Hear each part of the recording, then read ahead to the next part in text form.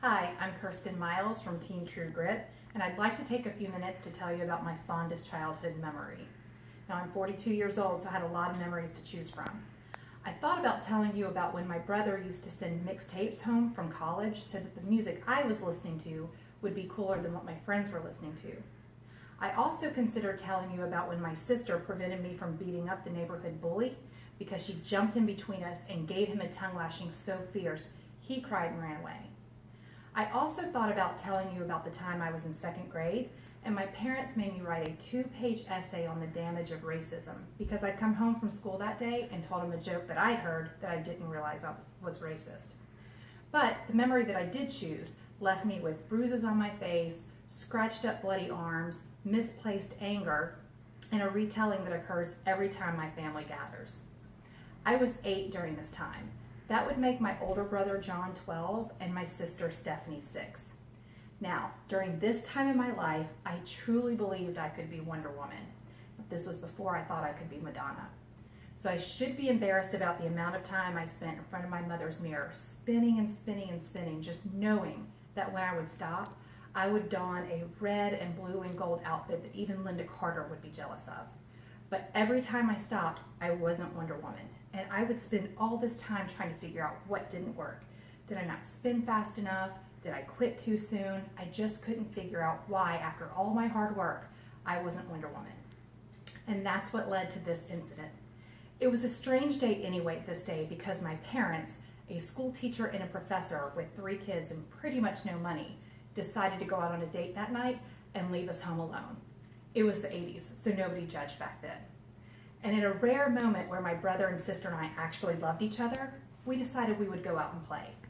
It was late summer, the time hadn't changed yet, and it was around 7 o'clock at night, so it was still light outside.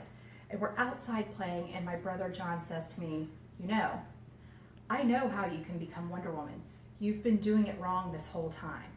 I couldn't believe that he knew this whole time. He'd seen how hard I'd worked, and now he's just telling me how to become Wonder Woman? I couldn't wait to hear. So he says, just ride your bike to the top of that hill. Ride down as fast as you can and hit the railroad tie at the bottom of the driveway. And you will leap over the railroad tie and you will become Wonder Woman. Now, I will tell you, I've been working on becoming less gullible and I've been hardened by time and life. So if somebody gave me those directions now, I would probably question it.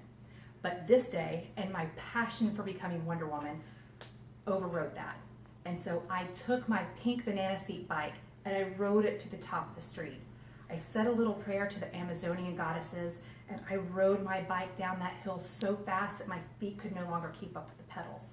And I hit that railroad tie and I went soaring, alone, without my bike.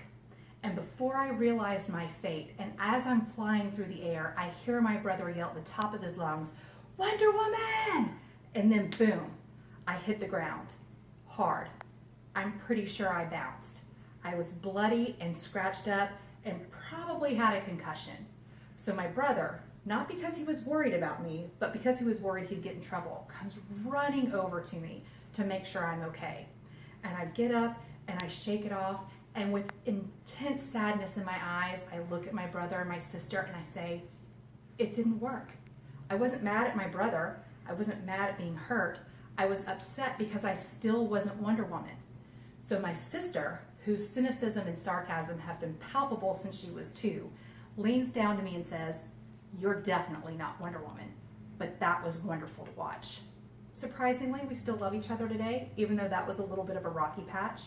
But 34 years later, this is the story that gets told every time we gather at my parents' house. We have a big belly laugh. We enjoy the fact that our laugh lines are getting deeper with this story. So I hope you enjoyed it as well. And maybe next time, I'll tell you about the time my sister chased me with an axe.